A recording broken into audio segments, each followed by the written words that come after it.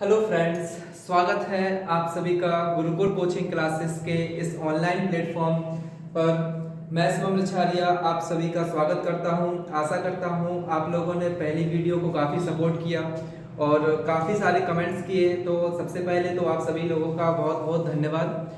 आने वाली अपनी पहली वीडियो में जैसा कि आपको बताया था कि जो सब्जेक्ट रहेगा अपना मैथ, एक प्रतियोगी परीक्षाओं की तैयारी को लेकर एक रणनीति जो हम लोगों ने बनाई थी, उसी रणनीति को ध्यान में रखते हुए आज हम अपनी पहली क्लास को स्टार्ट करने जा रहे हैं।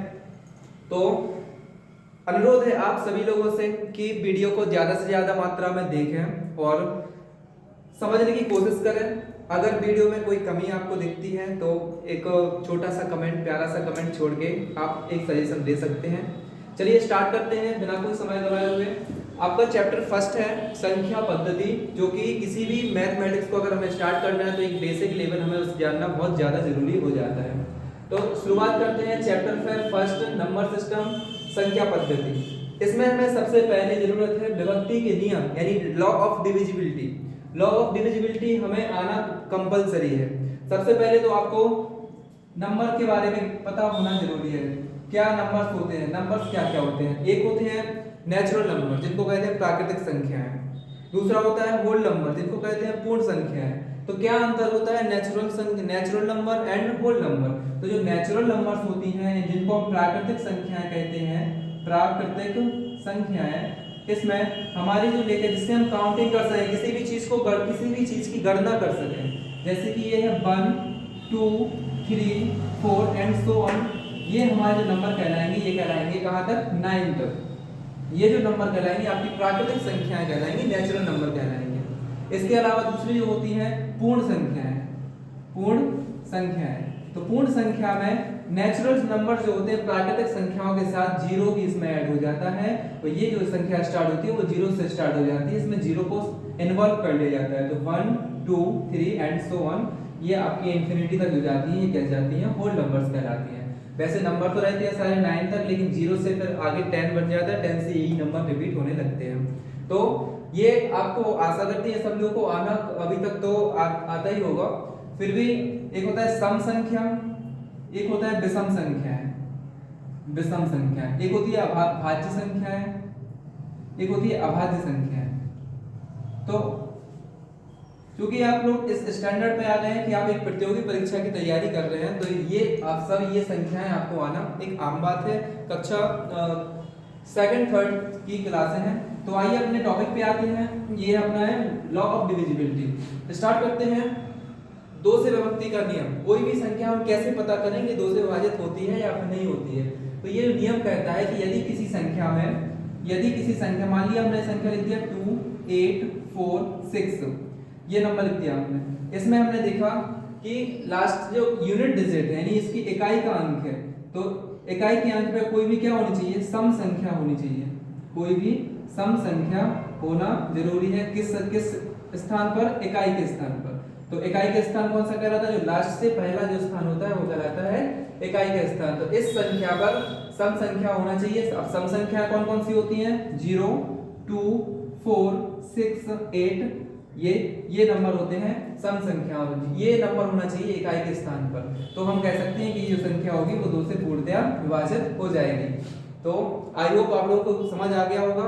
इसी तरह एक और एग्जांपल लेते हैं 2 4 6 9। अब हमने देखा कि इसका जो यूनिट डिजिट है, इकाई का अंक है, इस अंक पर जो है विषम संख्या है। तो क्या ये 2 से विभाजित होगी, तो नहीं, ये संख्या 2 से विभाजित नहीं होगी। तो ये हमारा हो जाएगा 2 से विभक्ति का नियम। क्या कहता है, यदि किसी संख्या के इकाई के स्थान पर कोई सम संख्या आती है तो वह संख्या 2 से पूर्णतया विभाजित हो जाती है। चलिए आगे बढ़ते हैं। अगला है 3 से विभाजित होने का नियम। कैसे हम किसी नंबर का पता लगा सकते हैं कि ये नंबर 3 से विभाजित होगा या नहीं होगा। तो सबसे पहले उनके अंकों का क्या करना है, योग करना है। जो भी आपका नंबर लिखा है उनके अंकों का हमें क्या करना है, योग करना है। अंकों का योग से मतलब क्या है हमारा, जैसे हमने लिख दिया कोई नंबर लिखा 6 7 8, ये हमने नंबर लिख दिया 6 7 8। 6 7 8 के तीनों डिजिट को हम क्या करेंगे, सम करेंगे, प्लस करेंगे। 6 + 7 + 8, जब तीनों का हमने सम किया तो हमने देखा कि 6 और 7 कितना होता है 13 में 8 ऐड कर देंगे तो हो जाता है 21। हमने देखा जो 21 के हमने फिर से इसको सम किया तो 2 + 1 इक्वल टू आपका आ जाता है 3। तो जो कि आपने देखा कि ये 3 के टेबल में या फिर 3 के पहाड़े में पूरी विभाजित हो जाती है। तो अतः हम कह सकते हैं कि हमारा ये नंबर भी क्या होगा 3 से पूर्णतः विभाजित होगा। तो एक और एग्जांपल ले लेते हैं इसका 4 5 9 4 5 7 ले लो। इसको हमने देखा 4 को हमने प्लस किया किसमें 5 में प्लस 7 किया तो 4 और 5 कितने होते हैं 9 और 9 में हमने 7 ऐड कर दिया तो हो गया आपका 16। 9 में हमने 7 ऐड किया तो हो गया 16। 6 और 1 को प्लस किया तो 1 + 6 इक्वल टू होता है 7। तो 7 जो होता है वो 3 की टेबल में नहीं आता है, अतः 3 से 7 विभाजित नहीं होता है। इसलिए हम कह सकते हैं कि ये जो नंबर होगा वो 3 से विभाजित नहीं होगा और ये जो नंबर होगा वो 3 से विभाजित होगा। तो आई होप आपको ये 3 से विभक्ति का नियम समझ में आया होगा। आगे बढ़ते हैं अपनी वीडियो में। इसके बाद आता है 4 से विभाजित होने का नियम। तो 4 से विभाजित होने का जो नियम है, नियम कैसे जो संख्या 2 से विभाजित होती है वो संख्या 4 से विभाजित हो जाएगी। लेकिन एक नियम है जो कि नियम हमें पढ़ना है। कैसे करेंगे? जिस संख्या के इकाई और दहाई का अंक, इकाई और दहाई, जैसे कोई संख्या लिखी है 2 4 9 और 7, एक संख्या लिख दी हमने 6 4 2 0। हमने बोला हमें कौन सा स्थान देखना है, इकाई का स्थान और दहाई का स्थान। इसमें भी देखना हमें इकाई का स्थान और दहाई का स्थान। तो क्या इकाई और दहाई के स्थान पर हमने जो नंबर बन रहा है वो क्या 4 से पूर्णतः विभाजित है?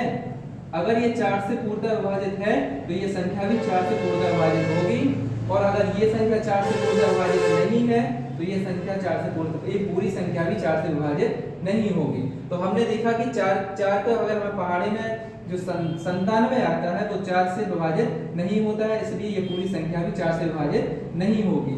देखते हैं दूसरी वाली संख्या को। इसके इकाई और दहाई के स्थान पर आ रहा है 20 यानी 20, और 20 हम जानते हैं कि ये 4 के टेबल में आता है। तो 4 5 से कितना होता 20, अतः हम कह सकते हैं कि जब ये नंबर से डिवाइड हो रहा है तो ये पूरा नंबर भी 4 से डिवाइड होगा। आगे बढ़ते हैं, अगला नंबर है 5। 5 का जो कहता है 5 से जो विभक्त होने का नियम बोलता है वो कहता है कि यदि किसी संख्या के इकाई के स्थान पर, इकाई के स्थान पर, इकाई मतलब यूनिट डिजिट, यूनिट का मतलब वंश डिजिट, वंश प्लेस पर इकाई स्थान पर अगर या तो 5 हो या फिर 0 हो, या तो 5 हो या 0 है तो वह संख्या 5 से पूर्णतः विभाजित हो जाती है। जैसे कि ये लिखा 2 7 5, ये लिखा 6 5 0, ये लिखा है 2 9 7। अब हमें इन तीनों नंबर को चेक करना है कि 5 से डिवाइड है या फिर नहीं है। हमने देखा इसमें ये लिखा है आपका 257, इसमें देखा ये वंश डिजिट पर 5 है तो क्या होना चाहिए 5 है। इसमें देखा 0 तो वंश डिजिट पर 0 है। इधर हमने देखा 7, तो 7 जो है ना तो देखो वंश डिजिट पर ना तो 5 है और ना ही 0 है, 7 है, तो हम कह सकते हैं कि ये नंबर 5 से डिवाइडेबल नहीं है, ये नंबर 5 से विभाजित नहीं होगा, और ये नंबर 5 से विभाजित होगा और ये नंबर ही 5 से विभाजित होगा। आगे बढ़ते हैं बिना समय गवाए हुए। आशा करता हूँ आप सब लोगों को समझ में आ रहा होगा। अगर कहीं भी कोई भी समझ में नहीं आता है, मिस्टेक आती है, तो आप कमेंट में अपने डाउट क्लियर कर सकते हैं। अगला होता है 6 से विभाजित होने का। हम कैसे पहचानेंगे कोई भी नंबर 6 से डिवाइड हो रहा है कि नहीं हो रहा है? हमने देखा ये लिखा है 6 में अगर 6 के हमने फैक्टर किए तो होगा 2 × में 3, क्योंकि 6 के अगर हम क्या गुणनखंड करेंगे तो क्या गुणनखंड होता है 2 × 3, यानी जो नंबर अब हमें दोनों लगाने पड़ेंगे, 2 वाला भी लगाना पड़ेगा, 3 वाला भी लगाना पड़ेगा। इसमें हमने देखा कि अगर कोई नंबर 2 से पूरा विभाजित हो रहा है और 3 से भी पूरा विभाजित हो रहा है तो वह नंबर जो होगा वो 6 से भी पूरा विभाजित होगा। अब जैसे कोई नंबर लिखा हमने 1 2 5 7, ये नंबर हमने देखा कि एक और दूसरा नंबर लिख लिया हमने 1 2 6। अब हमने ये नंबर देखा, इसमें लिखा है कि 1 2 5 7। हमने देखा कि पहले देख लिया कि 2 से विभाजित नहीं होगा, क्यों? क्योंकि इसकी इकाई के स्थान पर क्या है, विषम संख्या है। तो जब ये 2 से विभाजित नहीं होगा तो ये 6 से भी विभाजित नहीं होगा, क्यों? क्योंकि 6 का जो नियम कहता है कि 2 से विभाजित होना चाहिए और 3 से भी विभाजित होना चाहिए। तो यहाँ से पहले से हमें पता चल गया कि 2 से विभाजित नहीं हो रहा है, इसलिए हम कह सकते हैं कि ये नंबर भी पूरा 6 से विभाजित नहीं होगा। दूसरा नंबर है 126। इसमें हमने देखा कि लास्ट में क्या है, यूनिट डिजिट जो है वो कैसा है, इवन है। इवन का मतलब सम है, इवन का मतलब सम है। यहाँ से हमने तो मतलब ये 2 से डिवाइड हो रहा है। अब देखेंगे 3 से डिवाइड हो रहा है या फिर नहीं हो रहा है, तो हमने इनके जो न्यूमरल्स हैं उनका सम करेंगे। देखो क्या 1 + 2 + 6 3 + 6 = होता है 9, मतलब ये 3 से भी पूरा पूरा विभाजित हो रहा है। तो जब ये नंबर 2 से भी विभाजित हो रहा है और 3 से भी डिवाइजिबल हो रहा है, तो हम कह सकते हैं कि ये नंबर पूरा 6 से भी क्या होगा, कंप्लीटली डिवाइड होगा। तो ये है आपके 6 से विभाजित होने का नियम। अगला क्वेश्चन है, अगला नंबर है 7 से। तो 7 का जो है थोड़ा सा कॉन्सेप्ट है, इसलिए इसको ध्यान से समझना। मोस्टली इसमें क्या कहा जाता है कि कोई नंबर लिखा है 8 2 3, मान लो ये नंबर लिखा है 8 2 3। अब इसका जो रूल है, इसका रूल ये है कि इसका जो इकाई, ये स्थान है इकाई वाला, ये है दहाई वाला और ये है सैकड़ा वाला। इसका नियम कहता है कि इकाई के स्थान को क्या करो, हटाओ। इकाई के स्थान को यहाँ से हटाना है और यहाँ पे करना है उसका डबल। तो 3 है, इकाई के स्थान यहाँ पे 3 का हमने 2 गुना किया तो आ गया 6। इस 6 को हमें इस नंबर, बचे हुए नंबर से क्या कर देना है, माइनस कर देना है। तो ये 3 दूनी हो गया 6, 3 2 जा 6, और 6 को हम माइनस करेंगे 82 में से। तो 6 को हमने 82 से माइनस कर दिया तो 12 में से 6 जाएगा, 6 बचेगा। 8 में से बन जाएगा तो कितना बचेगा, 7 बचेगा। अब हमने देखा कि 76 जो है वो 7 की टेबल में नहीं आता है। 76 है जो वो 7 की टेबल में नहीं आता है, तो हम कह सकते हैं कि नंबर 7 से डिवाइजेबल नहीं होगा। एक और नंबर लेके देखते हैं 91। एग्जांपल के लिए हमने ले लिया 91।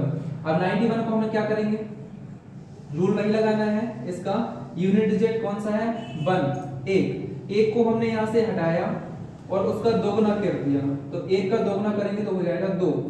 2 को हम बची हुई संख्या में से क्या कर देंगे, माइनस कर देंगे। तो 9 में से हमने 2 को क्या कर दिया, माइनस कर दिया, तो आपका आ गया 7। तो जब 9 से 2 माइनस किया तो आ गया 7। तो मतलब ये 7 जो होता है वो 7 की टेबल में आता है, तो मतलब ये जो पूरा नंबर होगा वो 7 से डिवाइजेबल होगा। तो हमने छोटा नंबर इसलिए बताया ताकि आपको समझ में आ जाए, कितना भी बड़ा नंबर हो, 1 2 7 9 6 7, कितना भी बड़ा नंबर हो, आपको यही प्रोसेस करते चलना है। कब तक करना है, तब तक कि हमें 7 की टेबल का कोई नंबर ना मिल जाए। जैसे कि इसका इकाई का अंक है 7, 7 को हटाया, 7 का 2 गुना किया, कितना होता है 14। 14 को माइनस करेंगे कितने में से, 1 2 7 9 6 में से। इसको 14 को माइनस कर देंगे तो आ जाएगा 6 में से 4 जाएगा 2, 9 से बन जाएगा 8, 7 का 7, 2 का 2 1। अभी भी हमने देखा कि बहुत बड़ा नंबर हम 7 से एग्जैक्टली डिवाइड नहीं कर सकते हैं। इकाई के स्थान को हटाओ, 2 गुना करो, कितना आएगा 4, 4 इसमें से क्या कर दो, माइनस कर दो। 1 2 7 8 में से हमने 4 को क्या कर दिया, माइनस कर दिया। 8 में से 4 गया, 4 बचेगा, 7 का 7, 2 का 2, 1 का 1। अभी भी क्वेश्चन आपका जो नंबर है वो बड़ा है, तो इसको भी हम इसके इकाई के अंक को फिर से हटाएंगे, 4 उसका डबल करेंगे, 8 हो जाएगा। 8 को हम फिर इसमें से माइनस करेंगे, तो 127 में से हमने 8 को माइनस कर दिया। 70 में से 8 जाएगा तो बचेगा 9, 2 से यहाँ बन जाएगा तो बचेगा 1, ये आ जाएगा 1। अभी भी हमने देखा कि क्वेश्चन हमें बड़ा लग रहा है, तो अभी भी इसका क्या करो, 1 से डिजिट हटाओ, 9 का क्या करो डबल यानी 18 को माइनस कर दो 11 से।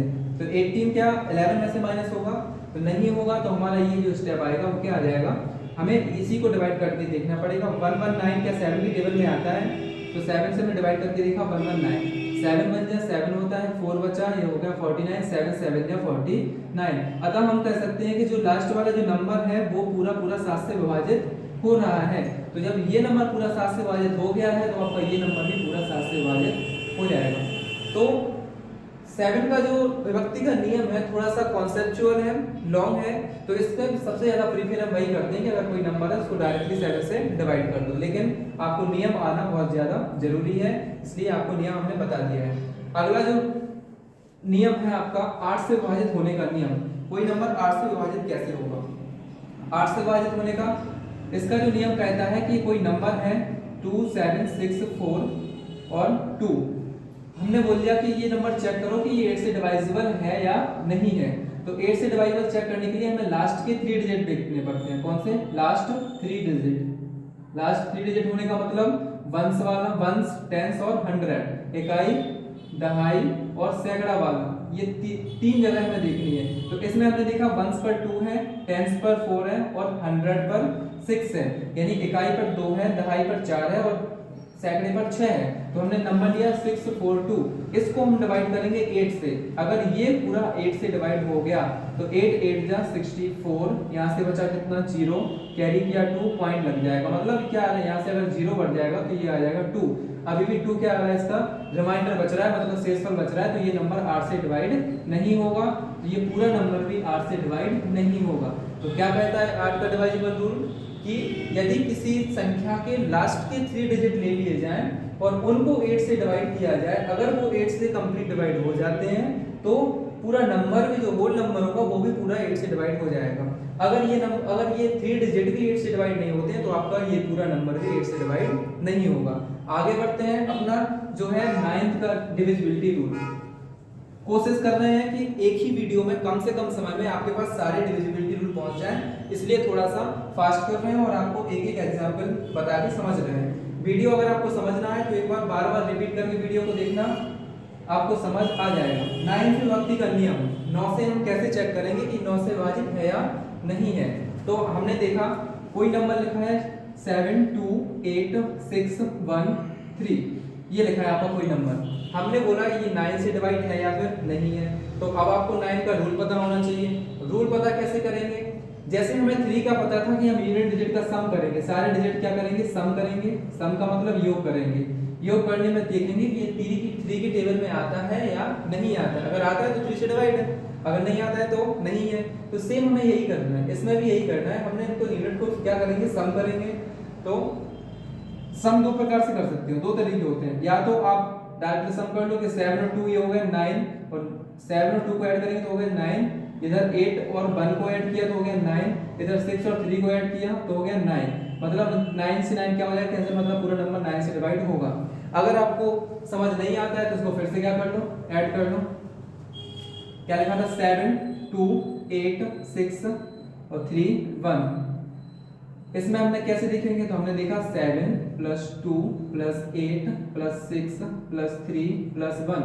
3 और 1 होता है 4, 4 और 6 होता है 10, 10 में 8 ऐड करेंगे हो जाएगा 18, 18 में 2 ऐड करेंगे 20, 20 में 7 ऐड करेंगे तो आपका आंसर आ जाएगा 27। 27 हमने देखा 9 की टेबल में आता है, 9 3 27, तो ये पूरा 9 से कैसा होगा, विभाजित होगा। क्या होगा, 9 से पूरा विभाजित हो जाएगा। तो ये है आपके विभक्ति के नियम, 2 से लेकर 9 तक के विभक्ति के नियम। आपको अच्छे से याद करना है, अच्छे से समझ में आ जाना है। अगर आपको वीडियो पसंद आए तो चैनल को सब्सक्राइब कीजिए, हमारी वीडियो को लाइक कीजिए। YouTube पर पहली वीडियो है, हम लोगों ने स्टार्टिंग की है, तो आप लोगों को देखना है कि कहाँ मिस्टेक आ रही है। अगर कहीं कोई मिस्टेक आ रही है तो आप लोग हमें कमेंट के थ्रू सजेस्ट कर सकते हैं। और जो हम लोगों ने जो स्टार्ट किया है बिल्कुल बेसिक से स्टार्ट किया है, बिल्कुल बेसिक से, कि अगर कोई न्यू लर्नर है, कोई बिल्कुल बेसिक से पढ़ना चाहता है तो अपने यहाँ से अपने नोट्स प्रिपेयर करो। नोट्स प्रिपेयर करके आपको एक एक कॉन्सेप्ट पे, आपको अगर कोई समझ नहीं आ रहा तो वीडियो को रिपीट करो, वीडियो को रिपीट करके देखो, और डेली वीडियो के अपने नोट्स बनाओ, जो क्वेश्चन दिए जाएं उनको सॉल्व करो। बाकायदा अपनी किताबों में, बुक्स में अपने सॉल्यूशंस को देखो, और वहां से अगर कोई डाउट आता है तो आप कमेंट के थ्रू हमसे डिस्कस कर सकते हैं। तो आई होप आप लोगों को इस वीडियो समझ में आई होगी। अगर आपको वीडियो पसंद है तो वीडियो को लाइक करें, शेयर करें एंड सब्सक्राइब करें। थैंक यू, जय हिंद।